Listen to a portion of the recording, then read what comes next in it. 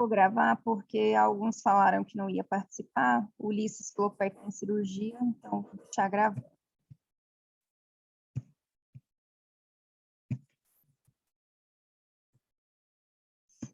Tá aparecendo para vocês?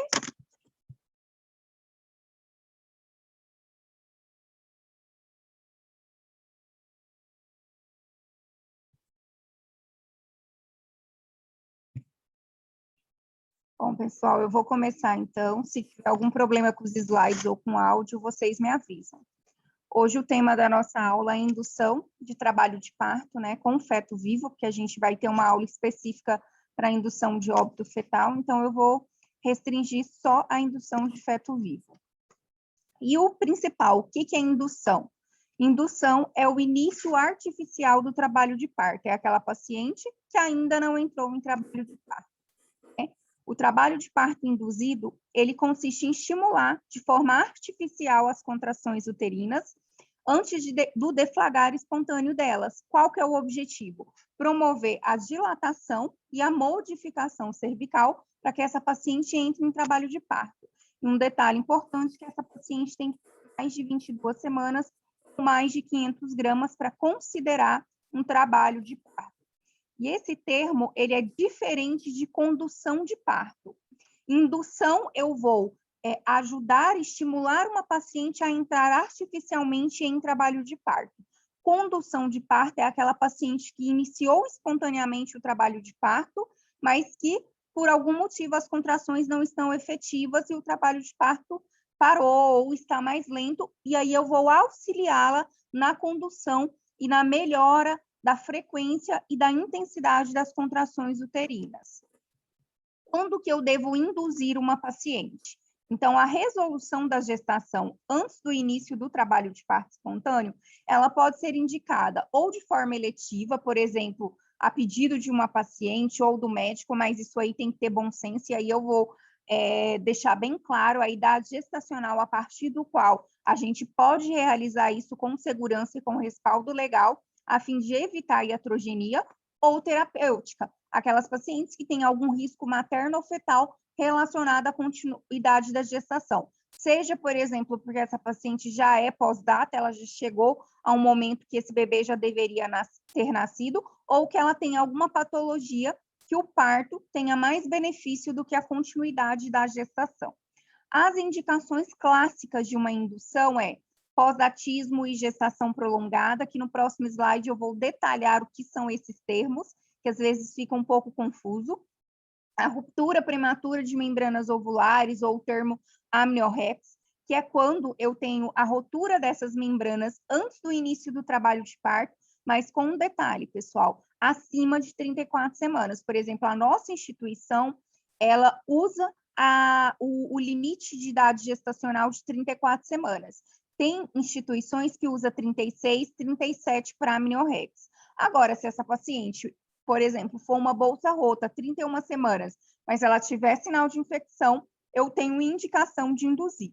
Se ela romper bolsa ali entre 22 e 34 semanas e não tiver infecção, ou o bebê não estiver em sofrimento, a gente tenta postergar até 34. Chegou a 34 semanas, indução.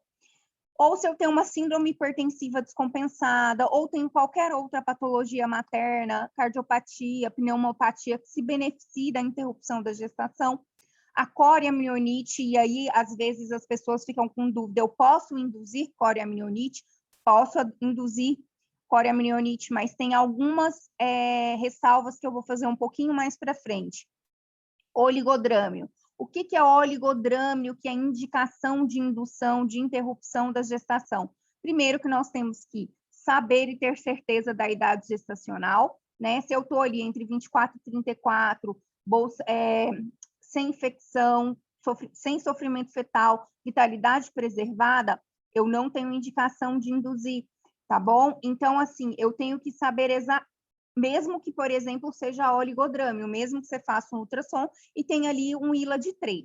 Agora, fora, com a exceção da amniorrex, se eu tenho uma paciente que ela tem um ILA menor que 5, que é considerado oligodrâmio grave, e menor que 3, que é indicação de interrupção, aí nós temos que é identificar essa paciente. Ela usou alguma medicação, por exemplo, um anti-inflamatório que reduza líquido. Essa paciente é uma paciente de UTI, que é a nossa realidade das pacientes graves, com sepse, com COVID.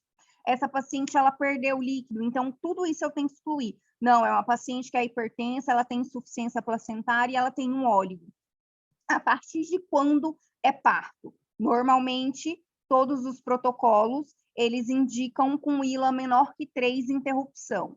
É claro que, se a gente estiver diante de uma prematuridade muito precoce, uma paciente de 28, 27 semanas, nós temos que lançar a mão de outros instrumentos, como, por exemplo, a Doppler velocimetria. Às vezes a paciente tem uma diástole zero e mesmo tendo um óligo, dá para a gente tentar levar um pouquinho a mais por causa da prematuridade. Agora, o que eu quero deixar claro para vocês? Eu tenho uma paciente que eu já fujo da prematuridade precoce, acima de 34 semanas, ILA de 3, não tem bolsa rota, não tem outras causas que justifique, é parto, pessoal. Precisa ser cesárea? Não. Eu posso realizar a indução, desde que a vitalidade esteja preservada, mas eu tenho um risco maior de, por exemplo, compressões de cordão e desaceleração na cardiotocografia.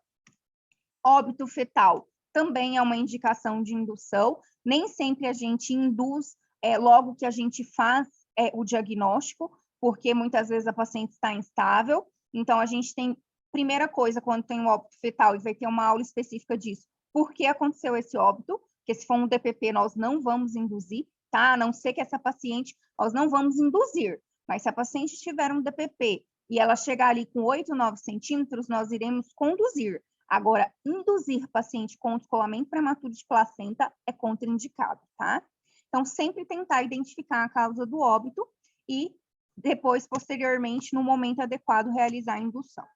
A interrupção legal da gestação, nós somos um serviço de referência, então acaba chegando muitas pacientes para a gente, né? A interrupção legal por vítimas de estupro, ela pode ser feita até a 20ª semana.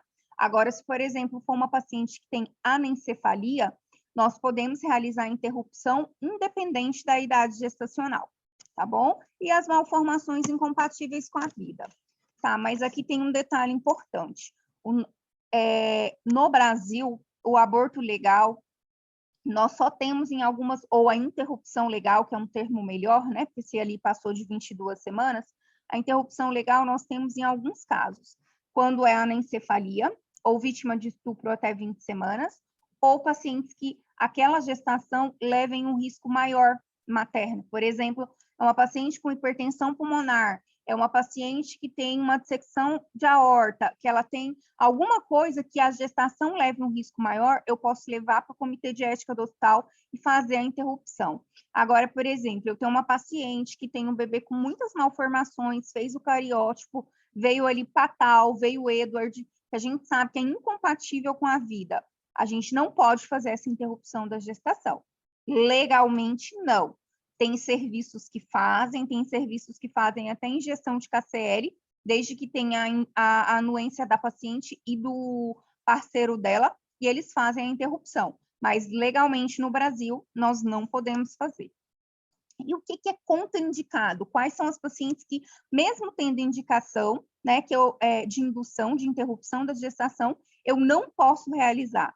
Quando essa paciente tem uma cicatriz uterina corporal prévia, que é diferente de cesárea prévia, tá, pessoal? É quando eu tenho algum procedimento naquele útero que ela tem uma cicatriz na região corporal. É contraindicado a indução por qualquer método, porque essa paciente tem um risco agregado de rotura uterina maior que as outras. Se a paciente teve uma rotura uterina prévia, ela tem contraindicação a qualquer método. Se é uma paciente que ela tem herpes genital ativo, né, e é diferente de HPV, não confundam, HPV, condiloma é uma coisa, herpes é outra. Herpes genital ativo é contraindicação a parto normal, a indução. Se a paciente chegar com você com 8, 9 centímetros, diferente do HIV, herpes ativo, 8, 9 centímetros, é cesárea, tá? Isso para a vida, isso para questão de prova, para vocês não errarem.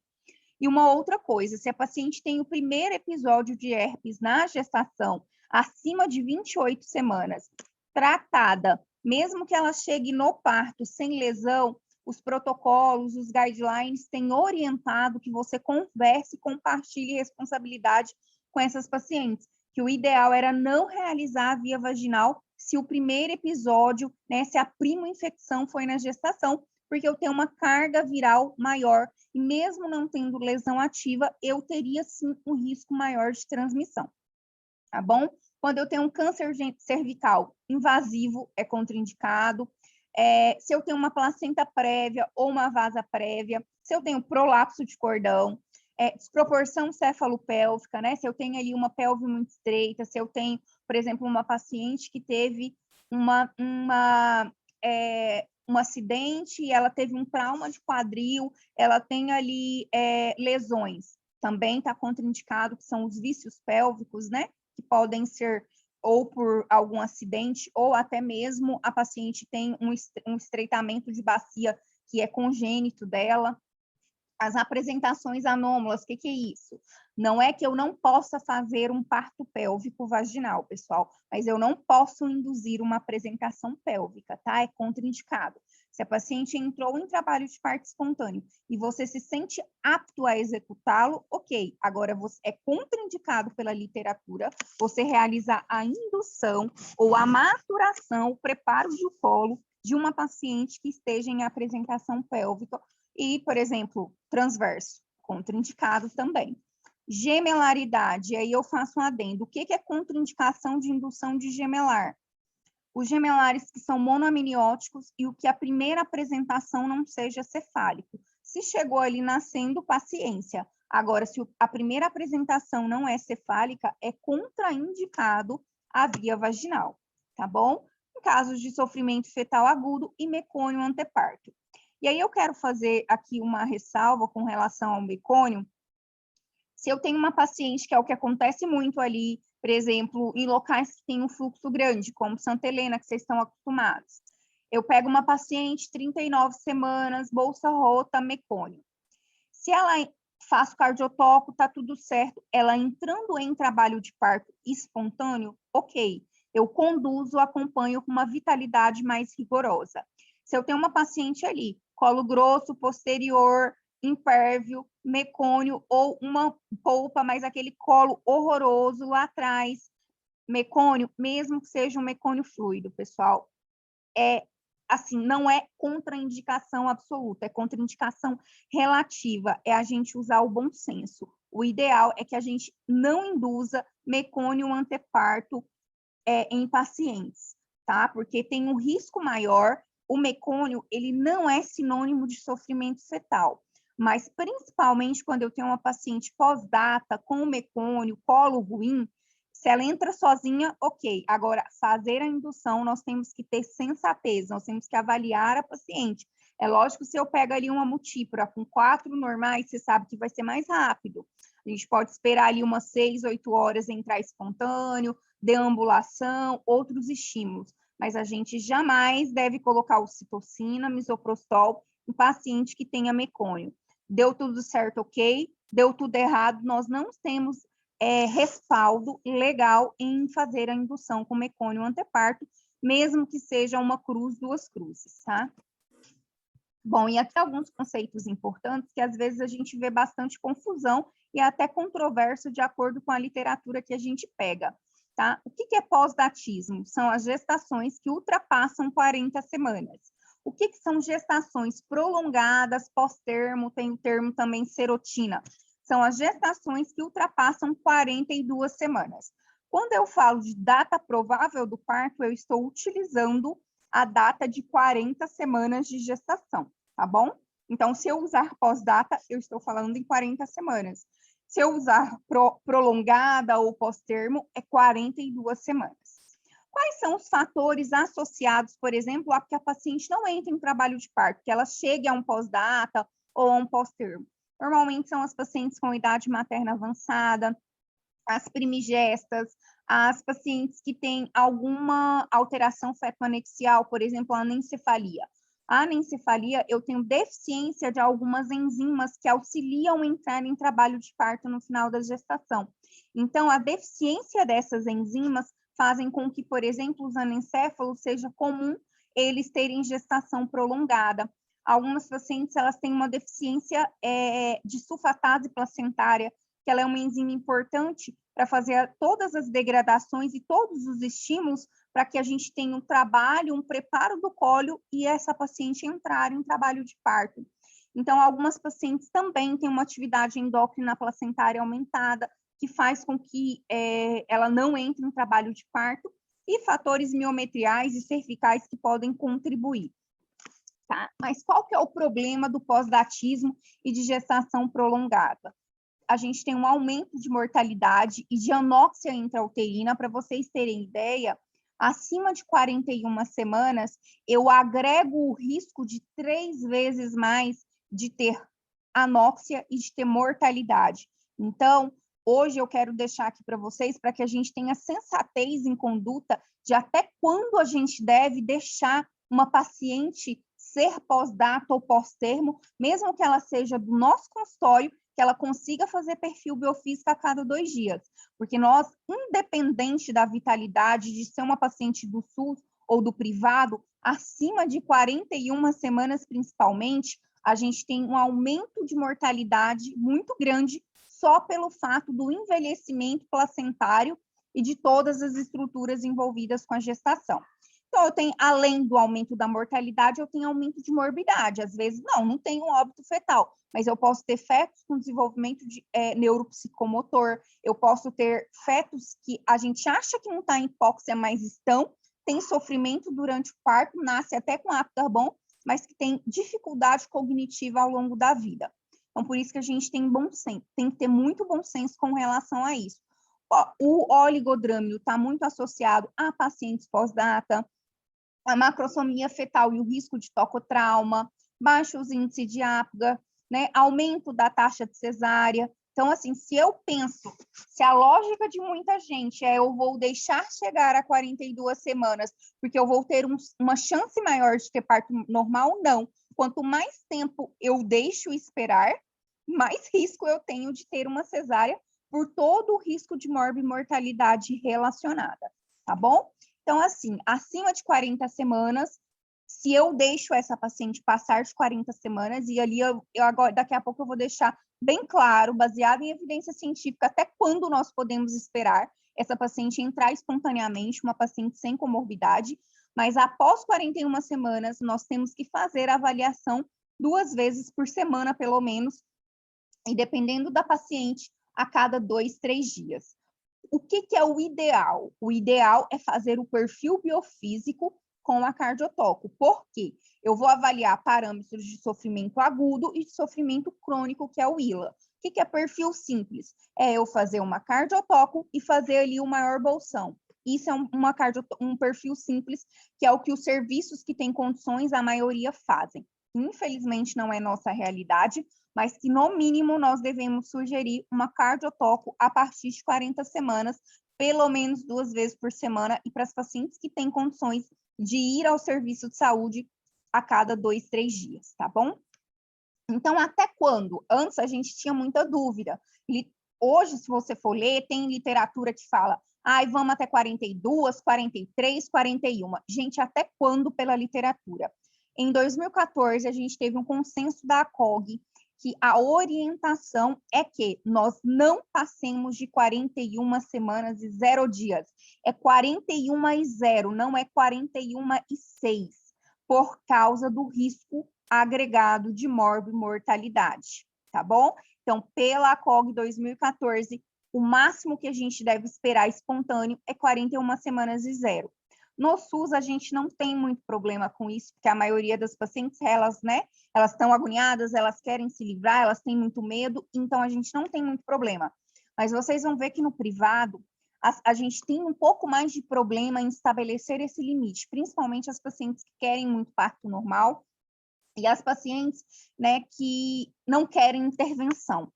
Então, elas querem, assim, passar de 42 semanas porque elas não aceitam indução. Então, elas querem entrar espontaneamente.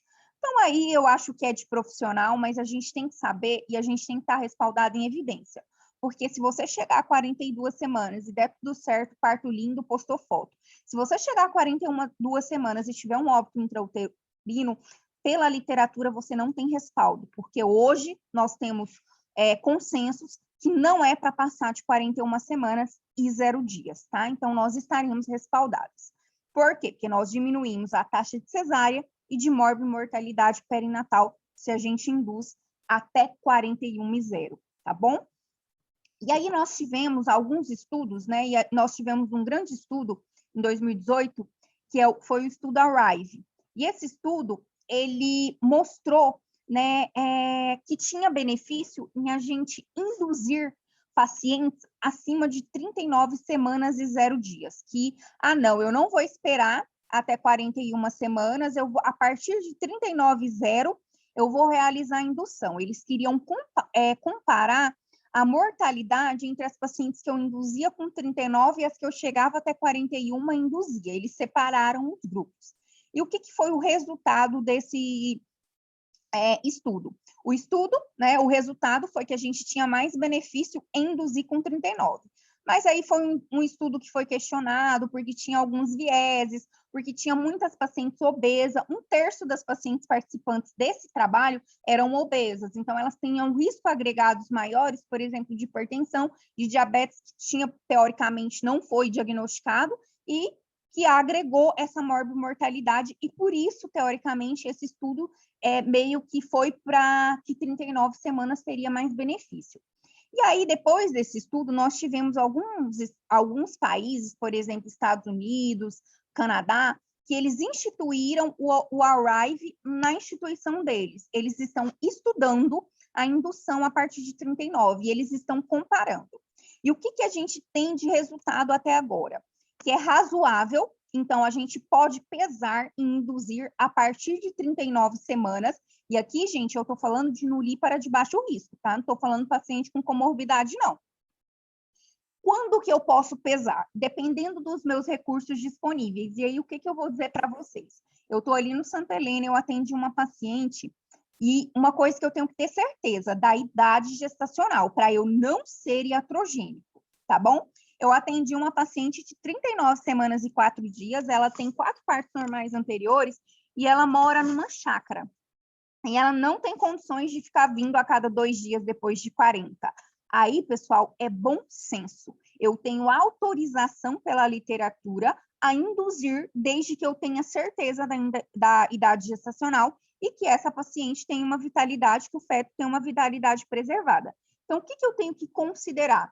Recurso disponível, uma discussão compartilhada com a paciente, jamais intervir na fase latente. O que é isso? É aquela paciente que está ali com 2, 3 centímetros, entrando em trabalho de parto, eu não vou fazer uma indução para acelerar, tá bom? E nunca antes de 39. Então, esse estudo veio para que a gente repense nossas formas e até onde a gente pode levar a gestação, se a gente aguarda ou se não aguarda, em condições específicas, pesadas, compartilhadas com a paciente. A gente não faz cesárea eletiva acima de 39 semanas, acima de 39 e 0, nós não podemos fazer cesárea eletiva. Então, esse estudo veio para mostrar que nós não agregamos o risco em morbimortalidade se a gente induz acima de 39, mas com ressalvas. Nós não vamos fazer isso para todo mundo. Com ressalvas, em casos específicos, nós temos respaldo, sim. Tá bom? E aí, eu decidi por induzir. Uma paciente, ela tem indicação de indução. Qual que é o parâmetro, que é um fator que eu posso utilizar e que eu posso explicar para a paciente que ela tem um fator preditivo de probabilidade de ter sucesso ou não com aquela indução?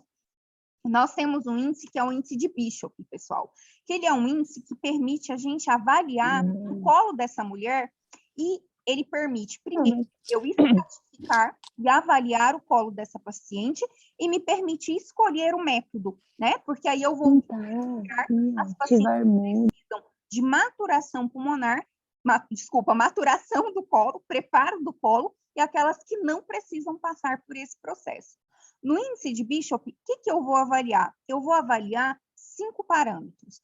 4 parâmetros relacionados ao colo uterino, que é a dilatação, o apagamento, a consistência e a posição desse colo, e a altura da apresentação fetal, que ele é um índice dinâmico, né, da probabilidade de sucesso da indução. Isso aí vai me dar pontos, no máximo é 15. Se eu tenho um índice de Bishop menor ou igual a 6, eu preciso fazer o amadurecimento, a maturação desse colo antes da indução. Se ela tem um índice maior que 6, ou alguns trazem maior ou igual a 7, eu já posso usar o método ocitocina. E se eu tenho um índice maior que 8, é aquela paciente que tem uma probabilidade de parto vaginal depois da indução semelhante como se ela estivesse entrando em trabalho de parto espontâneo, que muitas vezes é aquela que chega ali, é aquela grande multípara, que tem uns 4 a 5 centímetros, que a gente sabe que ali, às vezes, um pouquinho de ocitocina ou qualquer estímulo que a gente faça, até um descolamento digital de membrana, já vai ser o suficiente para ela entrar em trabalho de parto, tá bom? Eu sei que no início, quando a gente começa R1, R2, a gente tem uma certa dificuldade, né, em toque. Isso a gente aprende com o tempo, tá? É muito difícil, né, porque a gente diz que o toque vaginal, ele é operador dependente, e você vai ver que sempre vai dar uma diferença, mas a gente compara que quando você está ali do R3 para frente, o que a gente espera é que entre um operador experiente e a gente que está começando, que tem ali uma diferença entre 1 e 2 pontos do Bishop. A gente não pode ter uma diferença maior que isso, senão é um sistema que não tem muita validade e muita efetividade. Mas o que eu quero deixar claro aqui é que às vezes a gente tem muita ansiedade, porque às vezes você chega ali, toca, você fala que está 2, o professor chega lá e fala que está 4. Na fase inicial, gente, isso é normal. Essa percepção de posicionamento, e eu acho que uma das maiores sensibilidades, que é apagamento de colo, que é uma coisa que é difícil a gente, né, conseguir estratificar essa porcentagem, já está 70%, está 100%, isso aí a gente vai adquirindo com o tempo. E uma coisa que é diferente entre pacientes multíparas e primigestas as pacientes primigestas, normalmente, elas têm um apagamento do colo e, posteriormente, elas têm uma dilatação. As pacientes multíparas, normalmente, isso acontece tudo junto, tá? Por isso que é bem comum a gente pegar uma multípara ali com 4 centímetros, com colo posterior e grossão, porque ela faz tudo junto. Já a primigesta, não, tá? Aqui, essa imagem mostra qual que é o nosso objetivo. O Bishop, ele vai... Aqui é um colo longo, aqui é um colo que eu já estou tendo um esvaecimento, que é um apagamento. Aqui, ó, um colo que eu já tenho um apagamento de 100%. E aqui eu já tenho um colo, uma cervix que começou a dilatar. Bom, o que eu tenho que fazer antes da indução, gente? Eu vi ali, é uma paciente com 37 semanas e 4 dias, ela é hipertensa crônica, ela usa 1,5 gramas de metildope, ela veio na consulta de pré-natal, uma pressão de 16/10. E aí, qual que é a principal coisa? Nós internamos essa paciente, avaliamos se ela estava superajuntando, né, uma pré-eclâmpsia, e avaliamos vitalidade fetal. Nós vimos que não estava superajuntando, que a rotina dela estava normal, a cardiotoco ok, ela tinha um Doppler recente normal. E aí, nós decidimos por induzir, porque é uma paciente que já está, né, com uma idade gestacional maior que 37, com piora dos níveis pressóricos. O que eu tenho que fazer antes de induzir? Primeiro, conversar com a paciente, né, discutir e corresponsabilizar com a paciente. E a gente tem que começar a fazer esse exercício aqui na residência, porque, gente, no privado, a paciente é orientada, o companheiro é orientado, a mãe é orientada, e todo mundo vai te questionar, e nós temos que saber argumentar e corresponsabilizar tudo que você for definir. O conversar com a paciente, ele diminui em cerca de 70% a 80% o risco da gente ter um processo na vida, porque é a partir disso que a gente consegue estabelecer uma relação médico-paciente. E é por isso que eu sei que plantão é muito difícil, porque raramente a gente consegue estabelecer essa relação médico-paciente. Mas para pacientes que a gente acompanha, a gente tem que fazer isso. E mesmo que seja uma paciente do plantão, a gente deve fazer isso, porque só isso já facilita muito, mesmo que aconteça qualquer intercorrência, foi uma responsabilização. A gente compartilhou, a gente orientou a paciente, a gente nunca pode pressupor que aquela paciente não vai compreender o que a gente está falando. Ah, você percebe que a paciente tem uma dificuldade? Chama o parceiro, vamos conversar. Isso diminui muito, e eu estou dizendo isso para vocês como experiência própria. Eu já tive, infelizmente, em plantão de Santa Helena, desfechos muito ruins, que quem sabe se... E aí a gente vai aprendendo, e eu não tenho vergonha de dizer que a gente aprende ao longo do tempo, que a gente tem que ter bom senso, que a gente tem que conversar, que às vezes uma conversa evita muita dor de cabeça na vida da gente, tá bom? Então, assim, decidi por induzir, vou conversar. O ideal e o preconizado é que se tenha um termo de consentimento para que você amarre ali quando que eu vou induzir, por quanto tempo eu vou induzir, qual método que eu vou utilizar. Verificar a idade gestacional, não é porque o meu colega de plantão que eu confio viu a idade gestacional, nós temos que verificar, porque um dos maiores riscos de iatrogenia é a idade gestacional errada, então tomem cuidado. Por exemplo, eu sei que quando tem grande volume a gente acaba não conferindo, mas se é uma paciente que você optou por internar por qualquer motivo, confere a idade gestacional, tá? É o seu carimbo que está ali, todas as condutas a partir dali, elas vão depender da sua internação e da sua idade gestacional, então vamos atentar a verificar a idade gestacional. Pesar sempre risco de benefício, chance de indução. Por exemplo, se eu tenho uma paciente ali, gente, com 41 semanas, cesárea anterior, colo grosso posterior, uma polpa, e aí?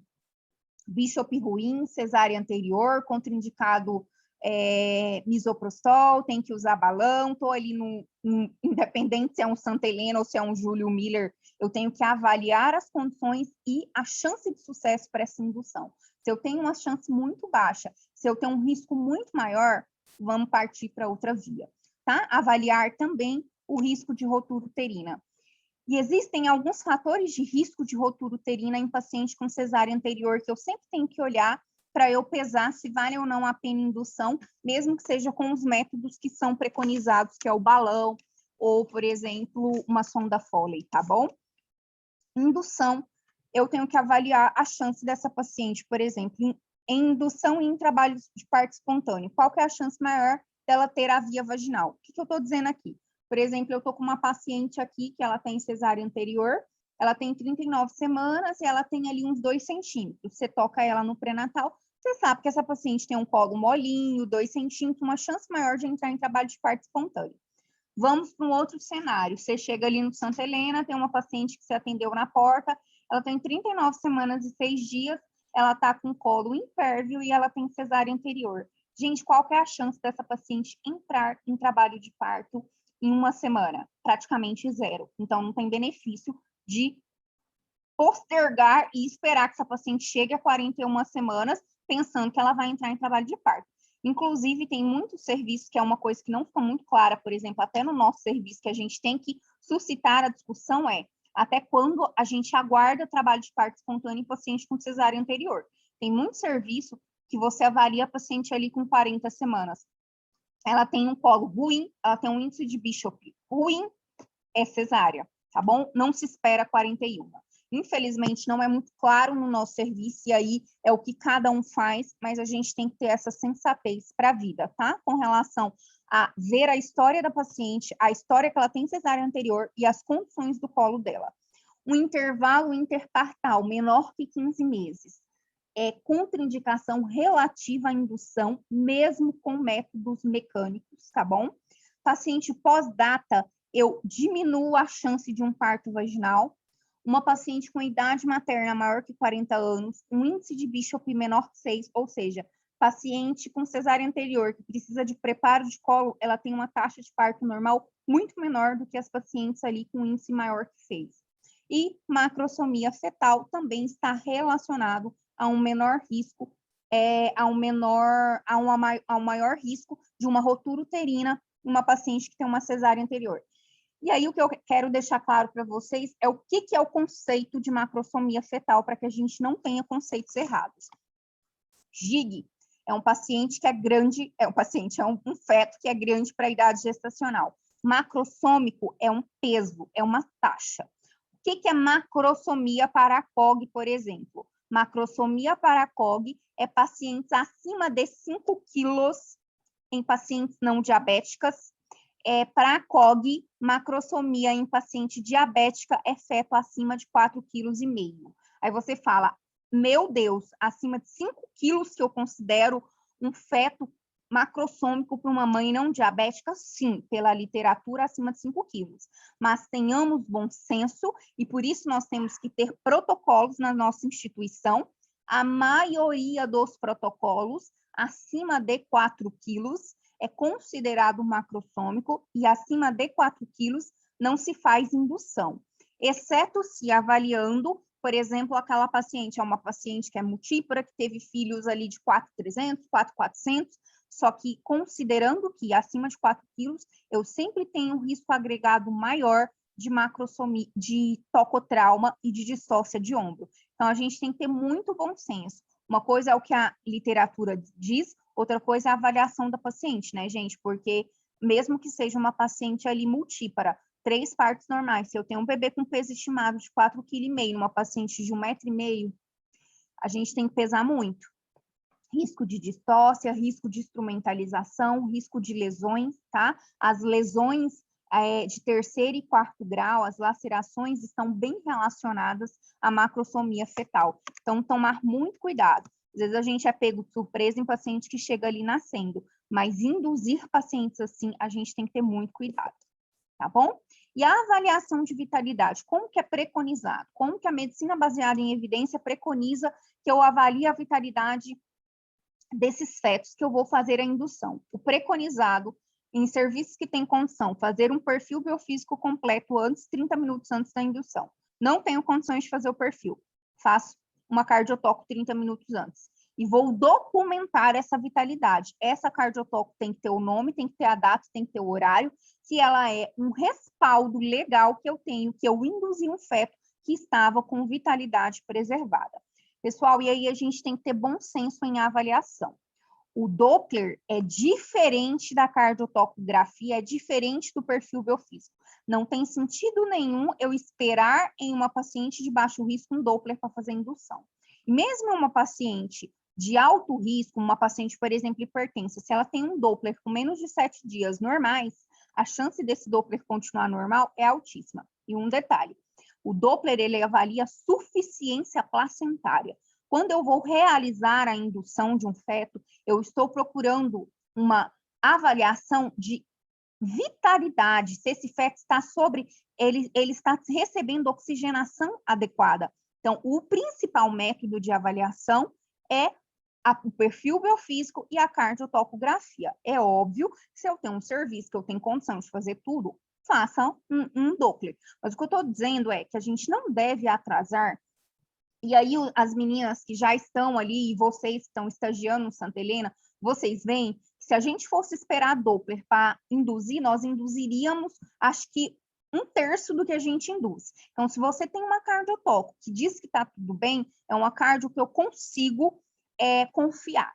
E aí, detalhe, se eu tenho uma cardio que ela não me dá segurança, aí sim eu preciso lançar mão de outros métodos. E aí o perfil vem como principal e o Doppler também, para que eu evite, por exemplo, a gente sabe que tem falso positivo em cardiotoco. Então, se eu tenho uma cardiotoco ali, categoria 2, eu vou pesar. Agora, se eu tenho um serviço que eu não tenho condições de complementar e eu tenho uma cardiotoco ruim, infelizmente, tá?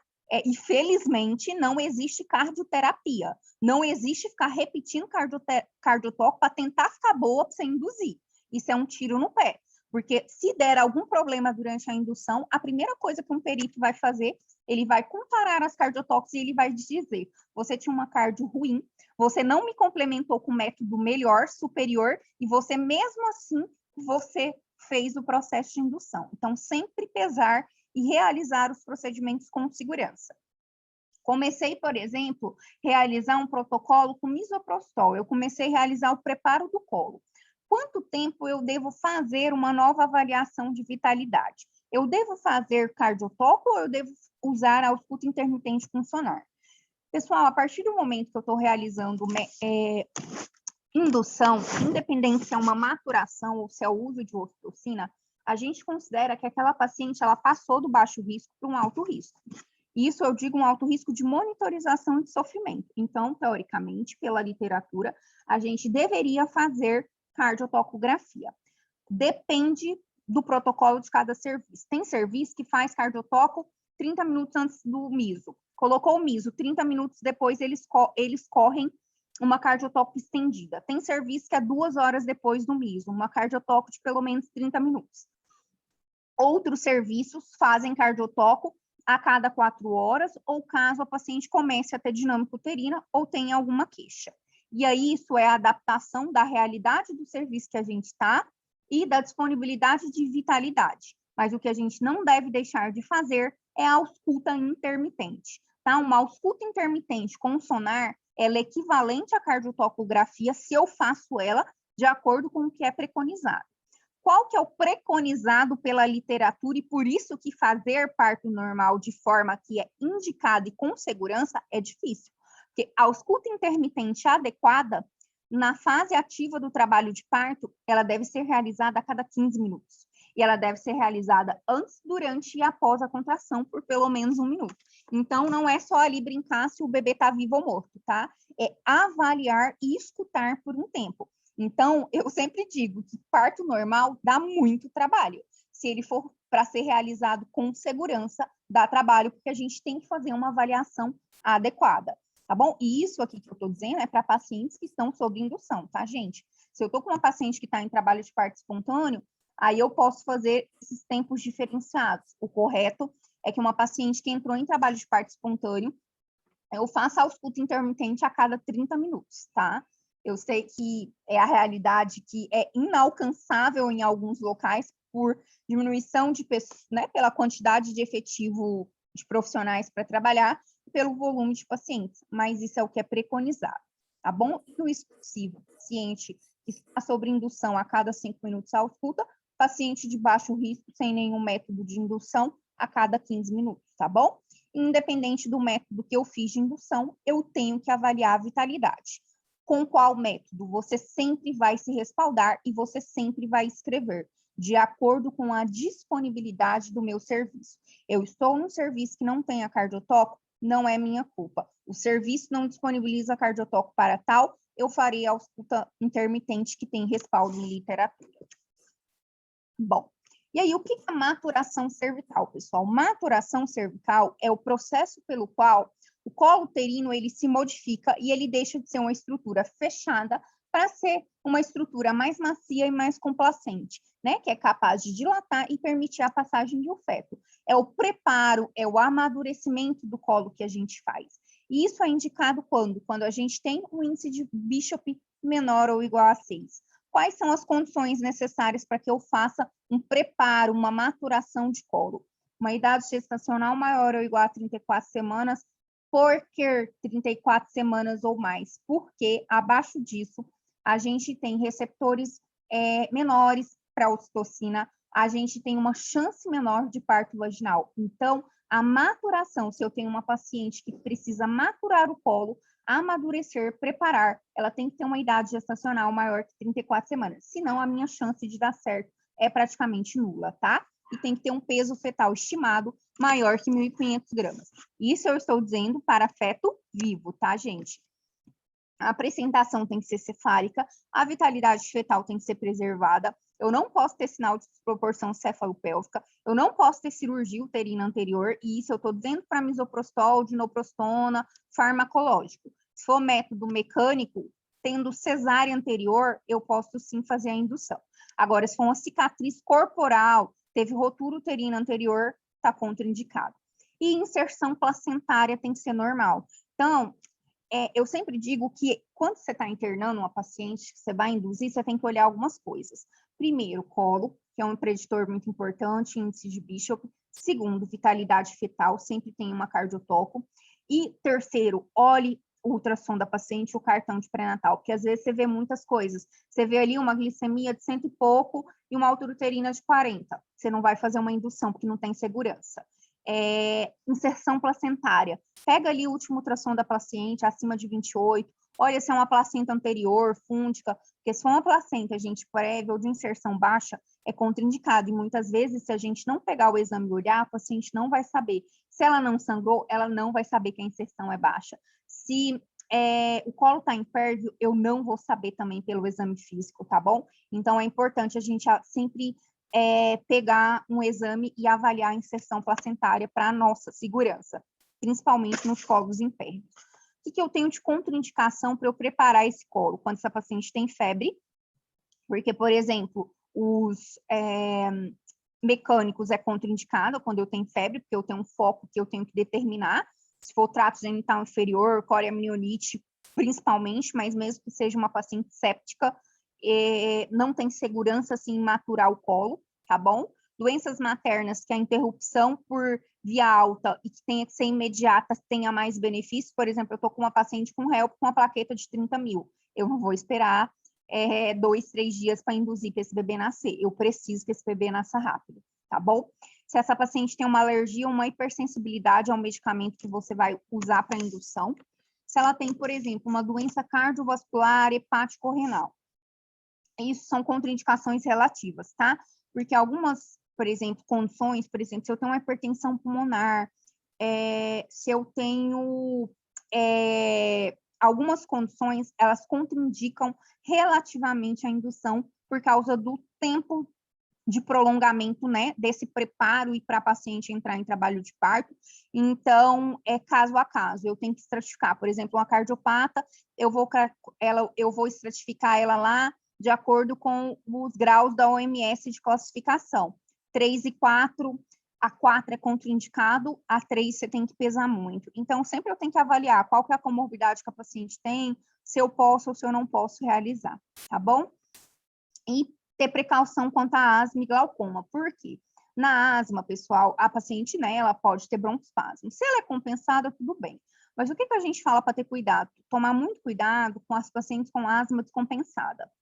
Porque ela pode ter broncoespasmo, ela pode estar em crises de broncoespasmo e principalmente as prostaglandinas, a principal que induz broncoespasmo é a F2-alfa, que é o que a gente não usa no Brasil, que é a mifepristone, pelo valor, por não ter disponibilidade no Brasil. Mas o misoprostol, mesmo em pequena quantidade, ele pode potencializar o broncoespasmo. Então, se for paciente com asma descompensada, tentar não usar prostaglandina, tá? A partir para outro método, se a indução tiver benefício. O glaucoma, por quê? O glaucoma, gente, ele é uma lesão de nervo óptico que ele pode ser desencadeado por aumento da pressão intraocular. Então, alguns métodos, por exemplo, a prostaglandina, ela pode estimular indiretamente um aumento de pressão intraocular e eu posso piorar a lesão dessa paciente. Então, a gente sempre tem que pesar. Por isso que essa paciente que tem glaucoma, ela tem que passar por uma avaliação do oftalmologista. E não é contraindicação a parto normal, mas você tem que tomar cuidado com os métodos de indução, tá bom? Bom, e aqui eu trouxe para vocês como que a gente tem, né, a visão de um colo que precisa ser maturado. Aqui é um colo longo, que está fechado, né, que é aquele colo grosso posterior impérvio que a gente vê na paciente. Aqui é um colo que ele já apagou e aqui é um colo fino. Esse processo, que é o processo de, né, amaciar, tornar esse colo mais complacente, apagá-lo para que ele fique fino, e para que aqui a gente comece a desencadear as contrações uterinas para que essa paciente tenha dilatação. Bom, quais são os métodos que eu posso utilizar, pessoal, para maturação do colo uterino? A gente tem alguns métodos que são naturais, como, por exemplo, a acupuntura, estímulo manual do mamilo, porque induz a produção de prostaglandina e de ocitocina, né? Aí a gente acaba vendo muito a questão de estimular a relação sexual, principalmente no final da gestação. É lógico que com preservativo, mas para que seja um estímulo ali a produção de prostaglandina e essa paciente entrar em trabalho de parto. Alguns fitoterápicos, por exemplo, o chá de canela, ele não deve ser utilizado na gestação, mas no final ele estimula as fibras miometriais à contração, e isso faz com que a paciente, né, auxilie a entrar em trabalho de parto. A tâmara, tem algumas frutas que elas têm componentes que também estimulam contração. Algumas soluções homeopáticas, como a caulófila, também ajuda. Mas são métodos que, assim, normalmente eles não têm... Em associação, eles colaboram, mas isolados, sozinhos, eles não são utilizados de rotina, tá bom? Mas vocês devem saber que tem. Nós temos os métodos mecânicos que vieram aí como uma grande oportunidade, que também é considerado indução, método de Krauss, né? Que é o balão que foi preconizado inicialmente é o balão de Cook, mas nós temos vários outros balões cervicais. E o nosso método aí, Tupiniquim, para serviço que não tem condição de comprar um balão de 400, 500 reais, a gente tem a sonda Foley, que a gente pode utilizar de 16 até 24, na maioria das vezes, a gente vê que quem induz muito usa sonda 18 ou 22, tá? Eu vou falar específico de cada um deles. A gente tem o farmacológico, que é a dinoprostona, que é a prostaglandina E2, e o misoprostol, que é a E1, que é a que a gente mais utiliza no Brasil, por custos, facilidade de armazenamento, né? E outras formas é a laminária, que é uma alga, que ela é preparada para que a gente utilize no colo e por mecanismo higroscópico, né? Ela vai ali, ela é como se ela absorvesse a água ali que tem no colo e por mecanismo higroscópico ela incha, ela fica grandona ali dentro do colo e ela faz com que tenha mecanismos ali de produção de prostaglandina e estímulo para o preparo do colo. Nós temos também o descolamento digital das membranas ovulares, que é um método de Cooperman. E aí tomem cuidado, que não, às vezes a gente vê escrito ali descolamento de placenta, pelo amor de Deus, não é descolamento de placenta, é descolamento digital de membrana ovular. Meu objetivo é descolar a membrana ali do segmento inferior, tá bom? E a amniotomia também é uma opção para auxiliar a paciente no início artificial do trabalho de parto.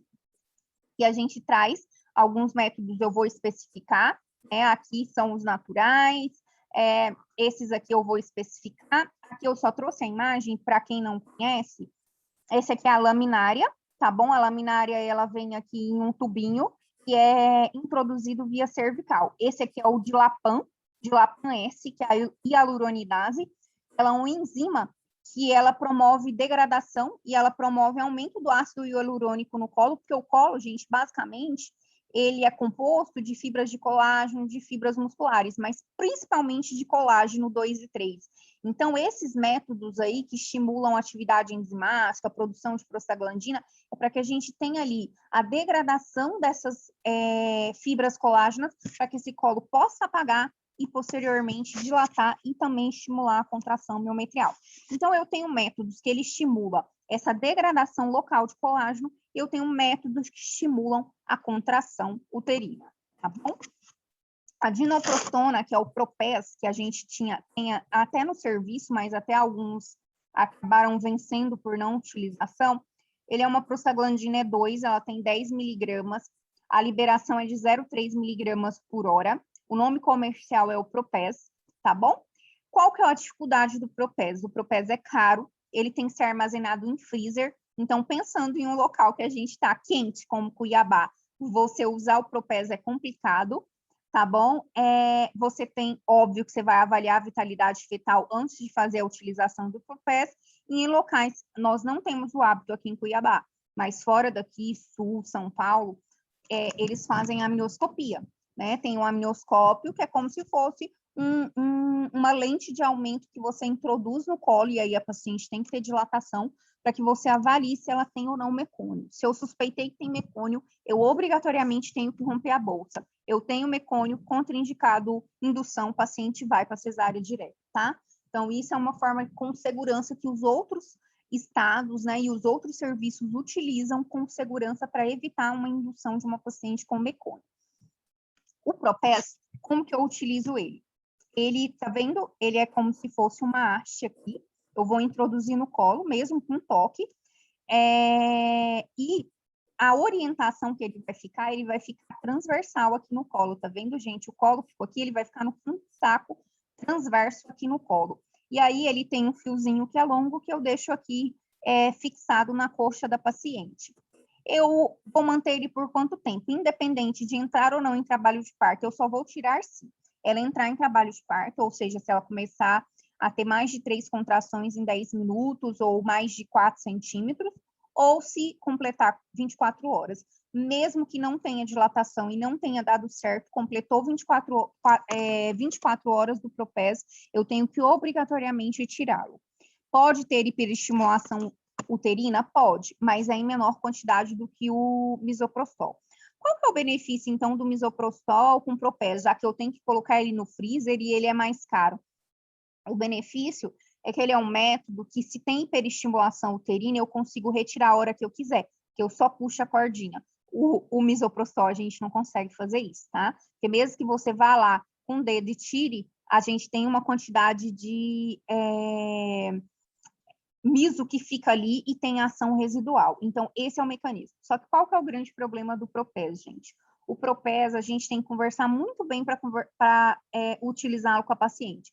Porque, principalmente, aquelas pacientes com baixo limiar. Começou um pouquinho de contração, aí a paciente, por exemplo, em São Paulo, a gente, no particular, a gente usava Propes. Particularmente, eu não gostava, porque principalmente aquelas pacientes em cima do muro para o parto normal, começava a ter um pouquinho de contração, elas queriam puxar. E muitas já puxavam antes do tempo.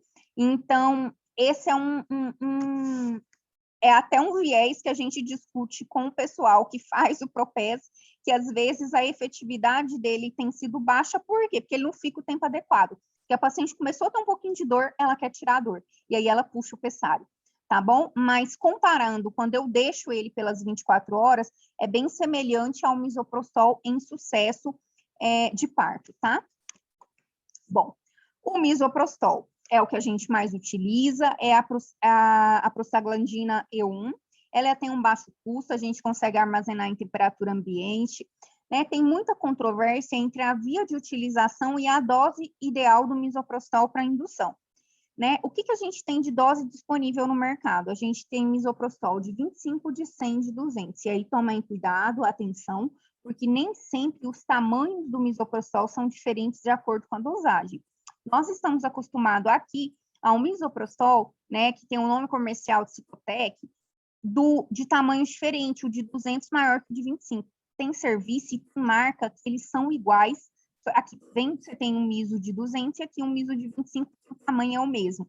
Então, a gente tem que tomar cuidado e verificar sempre a dose que eu estou utilizando, tá bom? Ele faz uma maturação indireta do colo por atividade uterina também. Então, ele atua ali nas fibras, na degradação colágena, mas ele estimula um pouquinho de contração também. Por isso que a gente tem essa modificação e esse preparo do colo. Pode ter efeito colateral, como, por exemplo, febre, náusea, vômito, tremor e taxistolia. A via preferencial de utilização, pessoal, é a vaginal, porque eu tenho uma concentração mais estável, plasmática mais estável. Qual que é a dose preferencial de acordo com os guidelines? Via vaginal, de 4 em 4 horas até de 6 em 6 horas. O mínimo de 4 em 4 horas, porque o tempo, a vida média, a meia-vida do misoprostol é de 4 horas, então eu nunca utilizo via vaginal com menos de 4 horas. Agora, se eu for utilizar a via oral, aí sim eu posso utilizar com intervalo de 2 horas. Por quê? Porque a concentração plasmática que eu preciso é maior, então quando eu uso via oral, eu posso usar num intervalo menor ou posso utilizar doses maiores via oral. Só que qual que é o problema do via oral, gente? A gente tem uma intolerância gástrica muito grande com relação à via oral e a gente sempre precisa de doses maiores. Então, a gente meio que tem uma preferência e a maioria dos protocolos, eles sempre ressalvam a via vaginal para indução. Via retal, via sublingual, isso é só critério de estudo. Aqui eu estou falando para indução, não estou falando para hemorragia pós-parto. A gente usa sempre a via retal porque ela é mais estável e a ação, digamos assim, a longo prazo vai melhor. Agora, para indução, via vaginal, tá bom? Antes da administração, a gente vai avaliar a vitalidade, como eu falei para vocês.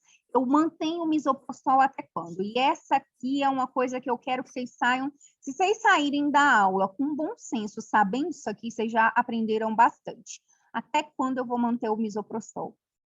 Se eu atinjo um Bishop maior que 7, aí não é mais misoprostol. E aí, mas eu quero colocar miso porque eu amo miso. Você tem um risco maior de fazer uma taxistolia, uma hipertonia, fazer um DPP. Então, tomem muito cuidado. Eu adoro miso. Todo mundo que faz plantão comigo lá no domingo sabe que eu gosto de induzir. Mas a gente tem que ter muito cuidado quando a gente tem um Bishop maior que 7. Porque estimular, a gente pode hiperestimular e causar mais danos nessa paciente, tá? Então, a gente tem que tomar um pouquinho de cuidado. Ou se essa paciente tiver mais que 3 contrações em 10 minutos, de 40 segundos, e aí o ideal é que a gente faça uma cardiotoco, porque às vezes a paciente tem ali uma contração de 10, 15 segundos. Isso não quer dizer que eu não possa colocar um miso. Então, às vezes tem essa dúvida, eu fui ali avaliar a paciente, mas eu acho que ela está com contração. Roda uma cardio, fica 10 minutos com a mão na barriga. Se eu tenho mais de 3 contrações em 10 minutos, realmente eu não devo colocar esse misoprostol. Eu posso aumentar um pouquinho, espaçar, ao invés de colocar de a cada 4 horas, a cada 6 horas, ou até mesmo reavaliar esse Bishop e propor um outro método, tá bom? Ou se ela já estiver em trabalho de parto ativo, quando ela tiver uma dilatação, contração efetiva e dilatação maior que 4, é outro método, não coloco mais misoprostol. Tá, mas eu tenho um tempo máximo que eu posso utilizar misoprostol para indução, gente? E aí, vocês vão ver que é uma bagunça, cada serviço tem um limite máximo, e é por isso que a gente tem que ter protocolo e a gente tem que ter limite, tá? A dose máxima, independente da quantidade de horas que você vai utilizar, a dose máxima é 200 microgramas acumulada, não é diária, tá? Estamos dizendo de fetos vivos. Então, o miso é muito bom, mas ele pode causar uma série de consequências. A dose máxima acumulada em feto vivo é 200 microgramas, tem serviço que usa até 150, mas pela literatura, pela bula, 200, tá bom? E aí vai depender, porque tem serviço, por exemplo, uma coisa que a gente não deve fazer, parar à noite. Muito serviço para à noite. Então, por isso que às vezes não tem como você estabelecer um tempo de horas, porque se você para à noite, e se o seu intervalo é a cada 6 horas, você vai dar muito mais tempo do que 24, 36 horas, tá bom? Mas o bom senso, cheguei na dose máxima, acabou. Mudo de método ou cesárea, tá bom? Eu só posso iniciar a ocitocina 4 horas depois da aplicação do último misoprostol. Não posso antes disso, porque eu agrego o risco de hipertonia. Quais são as minhas contraindicações de misoprostol? Cesárea anterior ou qualquer cirurgia uterina anterior e uso concomitante com a ocitocina. Vocês vão muito ver a associação de método, balão mais ocito, mas vocês não vão ver misoprostol com ocitocina.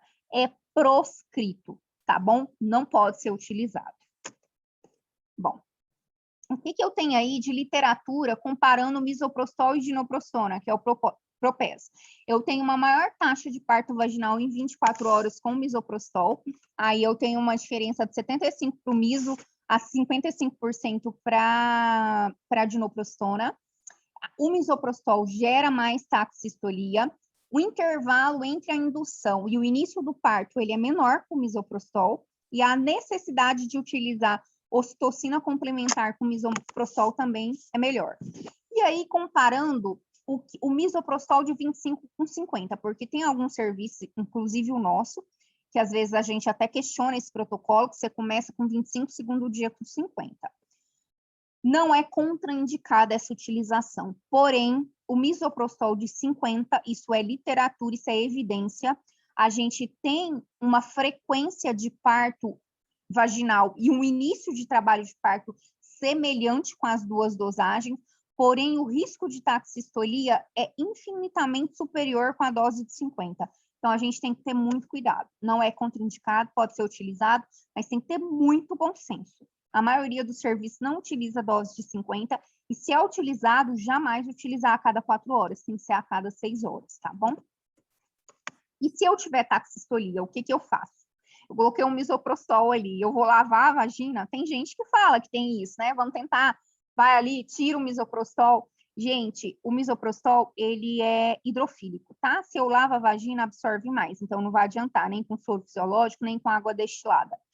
Por isso que a gente indica, inclusive, quando você for administrar o misoprostol, você administrar ou com uma água destilada ou com soro.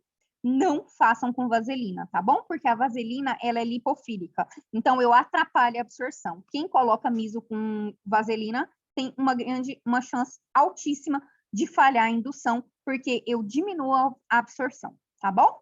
Aí, se eu fiz uma taxistolia, posso até tentar ir lá e tirar o miso, mas uma quantidade já vai ter sido absorvida. Mas o que eu devo fazer? Hidratar essa paciente e, se não reverteu, eu faço a terbutalina 0,25 miligramas subcutânea. Normalmente a gente usa muito a terbutalina endovenosa, mas nesse caso a gente faz uma dose de 0,25 subcutânea para ação mais rápida, tá? Bom, aqui é o regime de indução de dosagem de misoprostol estabelecido e indicado pela FIV, tá? Indução de feto vivo 25 a cada 6 horas, em serviço que utiliza a cada 4 pode ser utilizado, com dose máxima acumulada de 200 microgramas. Aqui a gente tem o preparo de colo com balão, que ele foi uma excelente opção para pacientes que tinham cesárea anterior e tem contraindicação à prostaglandina. Ah, mas tem gente que usa misoprostol em paciente com cesárea anterior. Deixa ele usar. Quem quer fazer medicina baseada em evidência não vai utilizar. Por quê? Aumenta em 1 a 1,5% a chance de rotura uterina. Ah, é baixa, mas para paciente que rompeu o útero, que morrer e o bebê virar óbito, é 100%. Então, a gente não brinca com a vida dos outros. E a gente faz o que a gente tem respaldo e que a gente... Porque, gente, a gente sempre tem que pensar, obstetrícia não é à toa que a obstetrícia é uma das áreas que mais tem processo e que, se vocês forem fazer seguro médico, é uma das áreas mais caras. E a gente não pode sair da residência achando que o mundo é colorido e que vai sempre dar tudo certo. Não vai. Então, sempre a gente tem que pensar, eu vou fazer o melhor para o meu paciente e eu vou ter segurança e eu vou ter respaldo que obstetrícia é uma área que tem fatalidade, mas se tiver fatalidade, eu tenho que, primeiro, deitar no meu travesseiro e ter certeza que eu fiz tudo que era preconizado, mas que, infelizmente, tem fatalidade, né? Mas eu nunca posso ser negligente e fazer o que eu não tenho respaldo pela literatura, tá? Tanto pela humanidade, né? E aí isso eu digo que é humanização, sempre fazer o melhor pelo paciente com segurança para o binômio e sempre tendo respaldo para a gente. Então, ele é um mecanismo de ação, o balão faz o quê? Ele tem uma ação mecânica, vai liberar ali naquele colo prostaglandina, porque eu tenho uma separação do córeo com a decídua, que vai estimular a produção de prostaglandina, aumento ali do ácido hialurônico, estimula a produção de ocitocina e eu vou ter um preparo, uma abertura desse colo. E ele diminui o estímulo miometrial, por isso que ele é indicado em pacientes que têm cesárea anterior. Locais que tem, a gente usa um balão aqui, que é o cervical, esse é o balão de Cook. Locais que eu não tenho, posso utilizar uma sonda Foley, tá bom? Eu mantenho o balão por 24 horas no máximo, deu certo, ok, não deu certo, eu tiro, tá? Contraindicação, amniorrex, contraindicação absoluta ao uso do balão, tá? Infecção de trato genital inferior, não posso utilizar. Passo ali o espéculo, nossa, tá caindo ali, vaginose, contraindicado, não vai fazer a indução com método mecânico.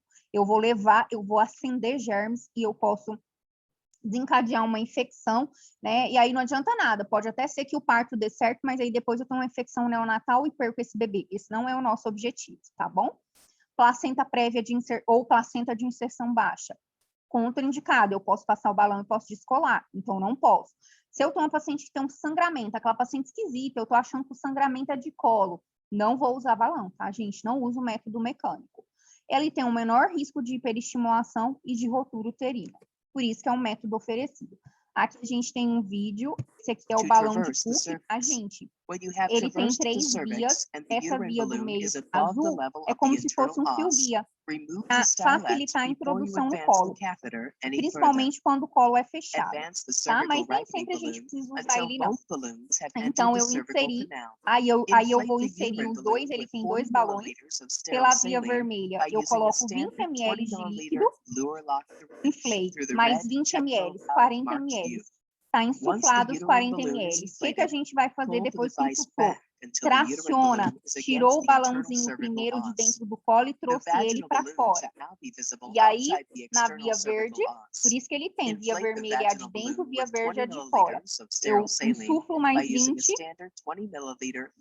e insuflei mais 20. Traciono um pouquinho e posso insuflar mais 20 ml. Então, eu posso ter 40 ml aqui dentro e 40 ml aqui dentro. E eu nunca, o máximo que eu posso ter em cada balão é 80 ml. Então, você pode até tentar colocar um pouquinho mais no de dentro e no de fora, mas nunca mais que 80, senão ele vai estourar. E aí, o que eu vou fazer? Eu vou ficar com o paciente e aguardar se esse balão ele cai sozinho, ou deu 24 horas, eu desinsuflo e tiro. Esse é o balão original que foi preconizado, que é o balão de Cook, mas um balão que tem um custo alto, aí em torno de 300, 400 reais, tá? Não tenho condições. Posso fazer um método aqui, que eu posso fazer um método mais barato, que é com a sonda Foley. E aí, o que eu vou fazer? Um exame especular, vou lubrificar essa sonda com gel, não tenta evitar a vaselina, tá? Tenta usar o gel lubrificante mesmo. Você introduz uma sonda, a número 22, 18 é mais utilizada, ela cabe no líquido, né? Primeiro você testa o balonete para ver se está funcionando, se ela não tem nem, se ela está íntegra, né? Insuflar, você vai passar, às vezes é difícil passar, e aí você pode utilizar em locais que tem ossos plásticos, às vezes você tenta colocar aqui na pontinha do balonete para tentar direcionar ele no colo, tá bom?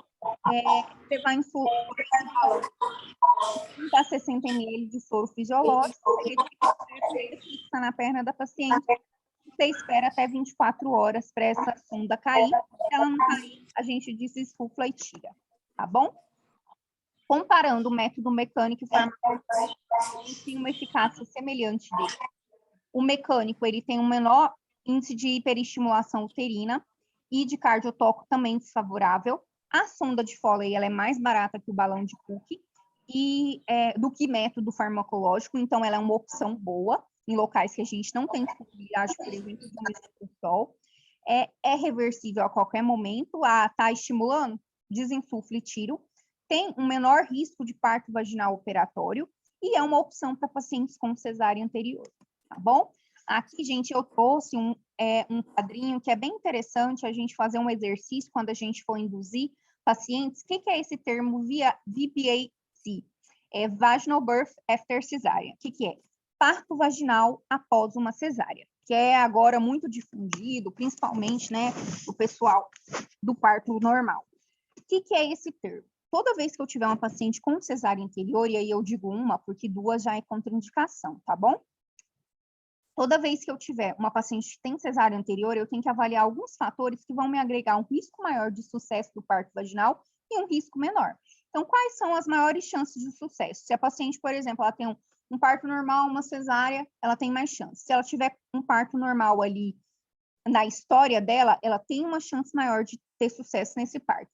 Se ela teve parto vaginal após a cesárea, se ela tem um trabalho de parto espontâneo, ou seja, ela não é induzida, ela entra espontânea, ela tem mais chance de alcançar o sucesso. Se ela tem um colo uterino favorável ou se é um parto prematuro, eu tenho mais chance de ter sucesso. Agora, se eu estou diante de uma paciente obesa, maior que 40 anos, feto macrossômico, idade gestacional maior que 40, se eu preciso induzir e ela tem cesárea anterior, eu preciso orientar que ela tem uma menor chance de ter sucesso. Não que ela não deva tentar, mas ela tem uma menor chance de alcançar o sucesso, tá bom? Tá. E a ocitocina, né? Que é o que a gente utiliza bastante na prática. Ela é um método de indução, né? Ela é um hormônio, e aí, gente, a gente tem que saber onde é produzido, tá? A gente tem a ocitocina natural, que nosso organismo produz, e a gente entra em trabalho de parto espontâneo. Nós temos a ocitocina sintética, que é aquela que a gente administra para mimetizar esse processo artificial no corpo dessa mulher, tá? A ocitocina, ela é um hormônio que ela é produzida nos núcleos paraventriculares e supraóticos do hipotálamo, e ela é liberada de forma pulsátil pela hipófise anterior. Então, se eu tenho um déficit em qualquer área dessa, ou no hipotálamo ou na hipófise, eu posso ter também um déficit de secreção de ocitocina nessas pacientes, tá bom? Quando que eu uso a ocitocina num trabalho de parto, tá? Para induzir, por exemplo. Quando eu tenho um colo uterino com Bishop maior que 6, ou depois que a paciente fez uma maturação. Por exemplo, eu usei o misoprostol, cheguei onde eu queria, ou eu atingi a minha dose máxima, aí outro método, aí eu posso sim lançar a mão da ocitocina, mas nunca junto com um método farmacológico de maturação, por exemplo, com Propes, com misoprostol, tá? Ou, por exemplo, eu tive uma falha de maturação, que aí é a dúvida de muita gente. Eu usei misoprostol, o colo está ali 2, 3 centímetros, ainda não tem um índice de Bishop maior que 7. Eu posso usar ocito? Pode, mas a gente sabe que a chance de dar certo é menor, mas pode se utilizar, tá bom? Não é indicado utilizar como inicial, mas teve falha da maturação com o método anterior, eu posso lançar mão como uma última via de tentar, antes de indicar uma cesárea para essa paciente. Sempre vou avaliar a vitalidade antes e durante a infusão da ocitocina, tá? Diferente indução de condução, então a ocitocina, às vezes, ela não é muito utilizada para induzir, porque muitas pacientes, você prepara o colo com miso, ela pega sozinha, mas às vezes a gente precisa para a condução do trabalho de parto. Ela entra em trabalho de parto, mas aí eu começo a ficar com aquelas contrações espaçadas, fracas, aí eu preciso regular e controlar a frequência e a intensidade. Aí eu posso também entrar com a ocitocina. Outra coisa, gente, o que é falha de progressão de trabalho de parto, que é uma indicação para a condução do trabalho de parto para eu iniciar a ocitocina? Quando eu não tenho modificação cervical, depois, por exemplo, a paciente está em trabalho de parto, está andando, está deambulando, toco ela, está 5 centímetros. Eu avaliei ela 2 horas depois, está com 5 centímetros ainda. Aí o feto está ali baixo, dá para eu romper a bolsa, fiz a amniotomia. Ela andou mais, fez exercício, vou evitar, não vou tocar daqui 2 horas, eu vou tocar daqui 4 horas. Toquei daqui 4 horas, mesma dilatação. Aí eu posso dizer que tem falha de progressão, e aí eu tenho indicação de entrar com ocitocina, tá bom? Como que eu diluo a ocitocina, gente? Cada ampola tem 5 unidades. Eu vou diluir ou em soro fisiológico ou glicosado, mas sempre preferir glicosado, exceto nas diabéticas, por quê? Porque eu tenho um risco de ter uma intoxicação hídrica, de ter hiponatremia com o uso excessivo de soro fisiológico. Então, sempre a gente prefere o uso do glicosado. Eu vou sempre fazer em bomba de infusão. A gente sabe, por exemplo, tem serviços que não tem disponibilidade de uma bomba de infusão para cada paciente, mas o preconizado é que a gente use bomba de infusão, tá bom?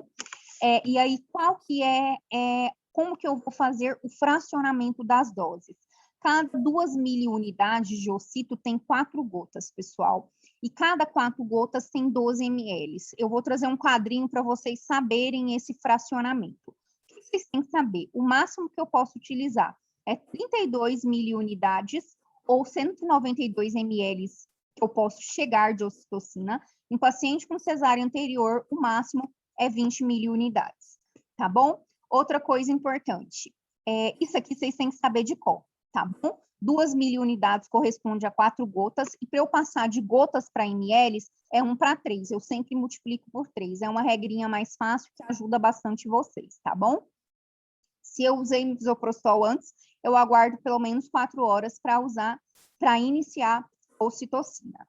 Bom, aqui é uma tabelinha que orienta como a gente deve fazer a progressão da ocitocina, que é uma coisa que a gente às vezes se atenta pouco, mas tem que ter cuidado. Eu vou começar ali com 2 miliunidades, que corresponde a 4 gotas, que são 12 ml horas.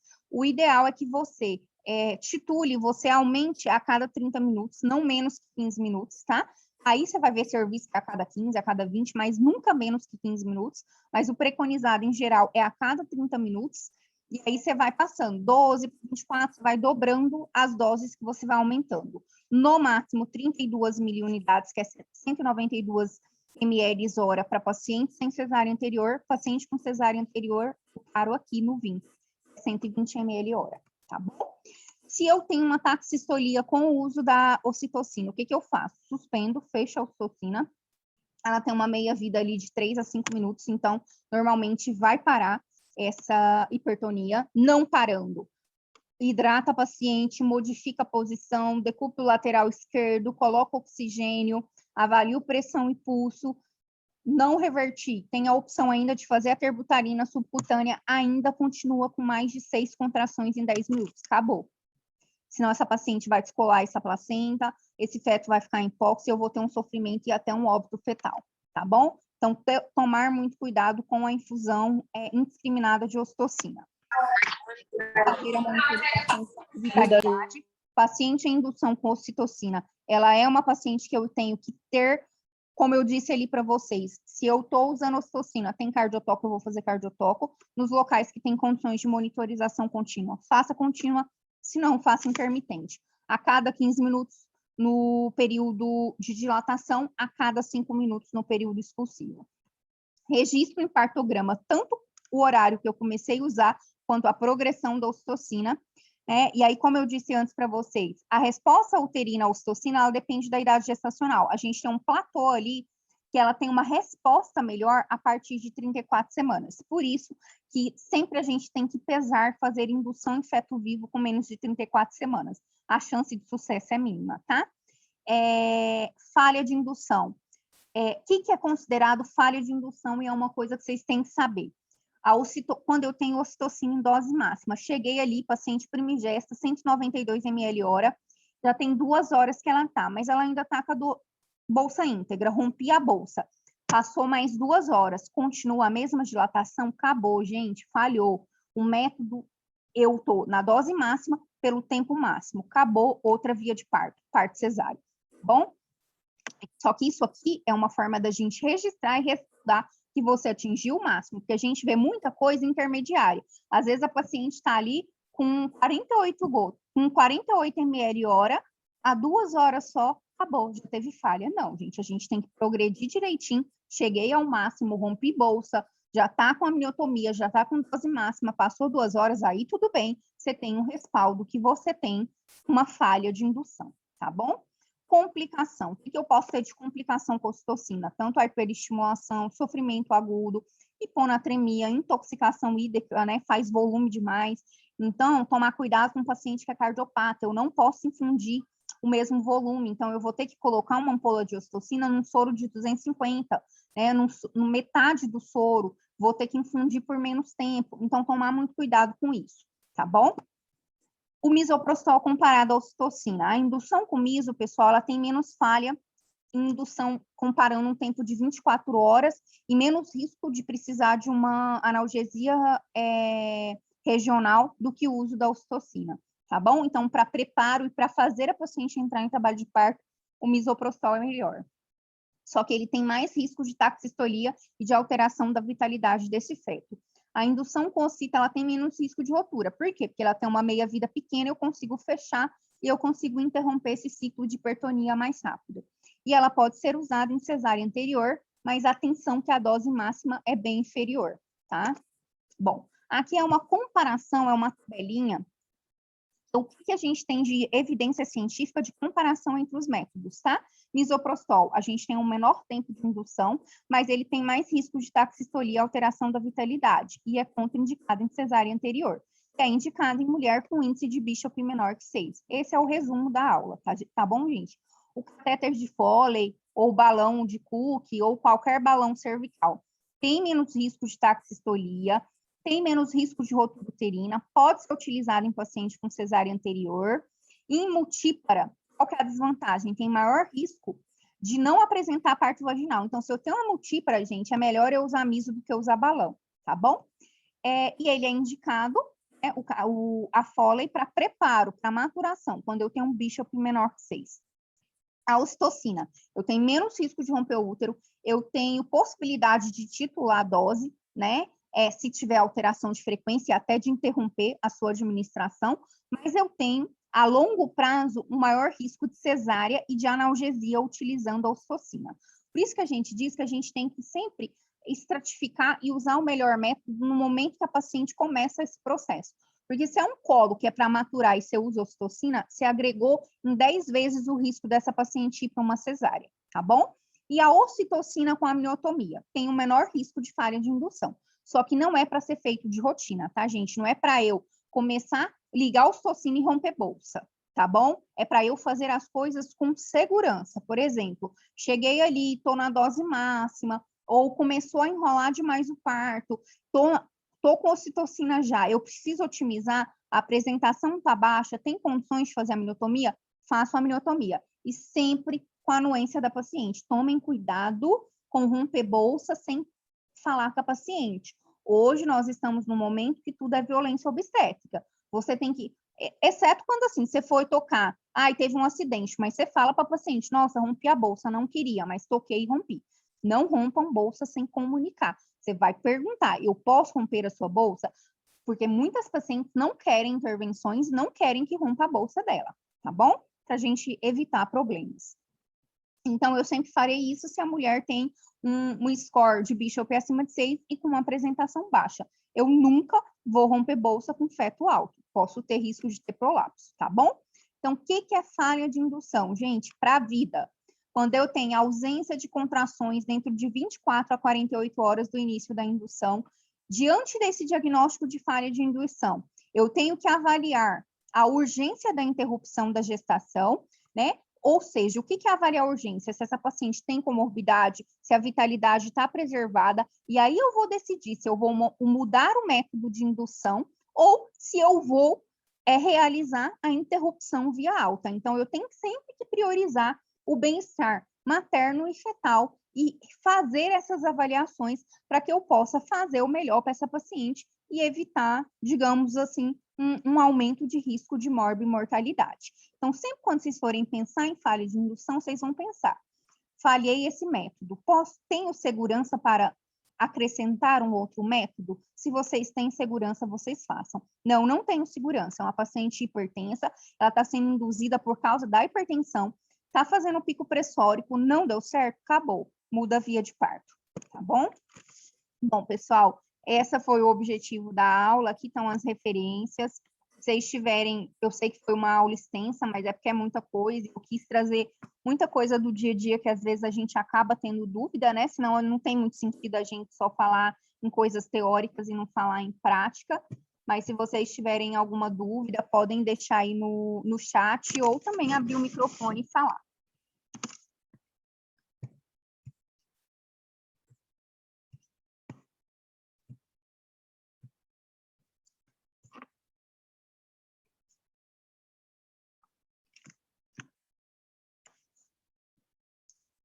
Ninguém tem dúvida, pessoal? Se não tiverem, então eu vou interromper aqui.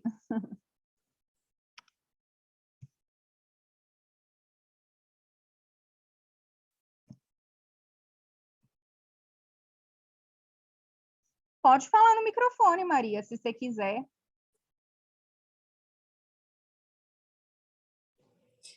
Oi, prof. Obrigada pela aula, foi muito boa, muito boa mesmo. Eu tenho a dúvida das pacientes COVID, porque assim, a gente vê que as pacientes COVID, elas têm uma redução do ILA também.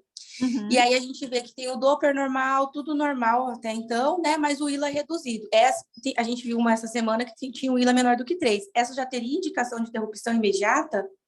Aí a gente tem que pesar algumas coisas, idade gestacional e as condições dessa paciente. Qual paciente COVID eu estou falando? Eu estou falando de uma paciente COVID que está entubada grave.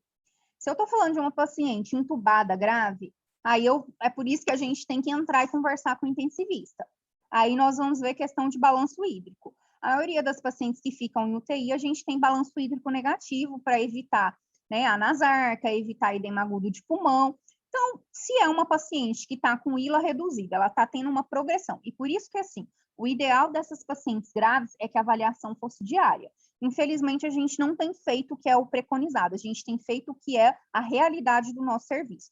A gente tem tentado avaliar elas dia sim, dia não, ou a cada 2 dias. Mas se a paciente tem uma queda, você avaliou o ILA hoje, está 8, amanhã está 6, amanhã está 5, é avaliação diária, tá bom? E aí a gente tem que bater firme. E aí eu tenho que conversar com o intensivista. Eu tenho um balanço hídrico negativo, eu tenho condições de chegar um pouquinho mais próximo do zero ou um pouquinho mais próximo do positivo para ter uma chance de hidratação dessa paciente e de renovar esse líquido, porque o líquido amniótico, ele se renova a cada 24 horas. E nos processos infecciosos, sepse, isso pode acontecer de redução pelo processo inflamatório infeccioso mesmo, gente. E esse líquido ele pode se renovar. Por isso, a avaliação a cada 24 horas e tem serviço que avalia a cada 12 horas, tá bom? Então, assim, eu avaliei de novo. Eu vi que ficou estagnado. Por exemplo, ela tinha um ILA de 5. Amanhã eu avaliei, tá 4,5. E eu tenho uma prematuridade. Eu estou falando ali de 28, 29 semanas. Eu não vou interromper só pelo líquido. Mas aí, se eu tenho uma queda pronunciada e progressiva e sem recuperação, ou é aquela paciente que o intensivista me fala, eu não posso zerar esse balanço, ele tem que ficar negativo, porque essa paciente já está encharcada, é aí que a gente vai ter que fazer mais avaliação de vitalidade, e se esse ILA... E aí, assim, para o COVID, a gente tem preferido usar ILA do que maior bolsão, tá? Então, se ela tem um ILA menor que 5, ela já é uma paciente de alerta por uma interrupção mais rápida. Eu vou ficar avaliando. Caiu e foi um ILA menor que 3, acabou, gente. ILA menor que 3, sem recuperação, é parto. Mesmo para as pacientes graves, eu conversei, não deu certo. Agora estamos falando de uma paciente aí da enfermaria, que geralmente é a maioria da realidade. A paciente moderada ou uma paciente leve que está reduzindo o líquido. A gente tem visto muito o líquido ficar limítrofe. Qual que é o índice de normalidade? De 8 a 18. De 8 até 5, a gente tem oligodrâmio leve, né? Abaixo de 5, moderado para grave já. Entre o 8 e o 5, a gente repete diário, orienta a hidratar essa paciente, vamos reforçar, e tem grande chance de dar certo. Quando eu tenho um ILA menor que 5 numa paciente COVID leve ou moderado, a gente tem que ter muito cuidado. A gente tem que ver a realidade, se a gente consegue ficar avaliando a vitalidade dessa paciente diária, e às vezes a gente precisa até de mais que uma vez. E aí a gente tem que ver, se uma paciente menor que 34 semanas, compensa eu pesar a mão, internar, fazer um perfil todo dia, porque eu estou vendo a oscilação desse líquido. Agora, se nós estamos falando de paciente COVID com mais de 34 semanas, que eu fiz ultrassom ali, estava com ILA de 7, eu fiz daqui 2 dias, que normalmente uma paciente moderada, leve, acima de 34 semanas, o que a gente preconiza, se elas conseguirem, é fazer um perfil a cada 2, 3 dias, para a gente ver a dinâmica desse líquido, tá bom? Aí, por exemplo, eu fiz, a paciente tem 35 semanas, estava com ILA de 7. Daqui 2 dias repetiu, tá 5. Eu posso até falar, vamos hidratar, vou te reavaliar amanhã. Esse líquido caiu, gente, menor que 5, acima de 34 semanas, aí é bom senso de conduta, tá? Eu acho que a gente tem que ver qual a paciente que eu estou trabalhando. É uma paciente que eu tenho condições, para vocês terem ideia. É difícil no privado eu ficar avaliando essas pacientes. Imagina no SUS que não tem disponibilidade. Porque paciente leve, a maioria das vezes paciente leve a gente não interna. A gente tem internado paciente leve que tem comorbidade, que às vezes a gente fica com medo, fica mais temerosa ali entre o 7º e o 10º dia, e por supervisão da vitalidade a gente tem internado. Mas o basal, a maioria tem ficado em casa e não tem condições, até pela dificuldade de avaliação, não é todo serviço que tem, né, que, por exemplo, se não for pronto atendimento, a gente tem tido uma dificuldade imensa, até em clínicas que estão recusando atender pacientes gestantes com COVID positivo. Então, assim, gente, eu acho que a gente tem que ter, nunca vai ter uma resposta que é fechada. A gente tem que ver a paciente que a gente está trabalhando, a gravidade que ela tem e as condições que ela tem. Eu vou ser bem sincera com vocês, você pegou uma paciente ali, acima de 34 semanas, ILA menor que 5, não tenho condições de ficar fazendo essa supervisão, é parto, tá? A gente tem mais benefícios do que se a gente... Porque qual que é o problema do COVID? O sofrimento, a maior parte das vezes, é um processo inflamatório, raramente a gente tem alteração de Doppler, e a maioria do sofrimento é metabólico. Como a gente não consegue fazer esse perfil e ficar fazendo essa avaliação com a frequência adequada, a gente tem que tomar cuidado no que a gente consegue de ser muito conservador. Mas é óbvio que esse limbo entre os 5 e 8, a gente sempre vai tentar, vou avaliar em 24 horas, vamos aumentar 3 litros de injeção hídrica, e na maioria das vezes dá certo, e eu tenho visto pouca interrupção em paciente leve e moderada, quando o ILA está entre 5 e 8, mas quando o ILA está menor que 5, eu vou ser sincera com vocês, raramente a gente consegue. Às vezes a gente dá uma segurada ali 1 ou 2 dias, mas a maior parte das vezes é parto. Se eu já estou falando de um anidrâmino, ou de, por exemplo, um ILA menor que 3, um maior bolsão menor que 1, aí não se discute muito, tá? Se for acima de 34 é parto, não tem benefício a gente ficar fazendo exame todo dia, não.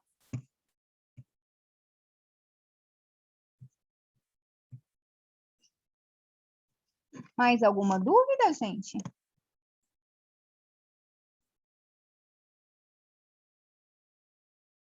Bom, pessoal, então é isso. Espero que vocês tenham gostado. Depois, se tiver alguma dúvida, podem perguntar, tá bom? Muito obrigada aí pela participação na aula. E se vocês precisarem, a gente está à disposição. Se vocês quiserem mais alguma aula fora do horário mesmo de vocês de quarta-feira, como eu estou mais parada agora, estou mais em online, vocês podem falar, tá? Que a gente marca aí e faz um pouco mais de aula com vocês, tá? Tenham um bom dia, bom trabalho para vocês.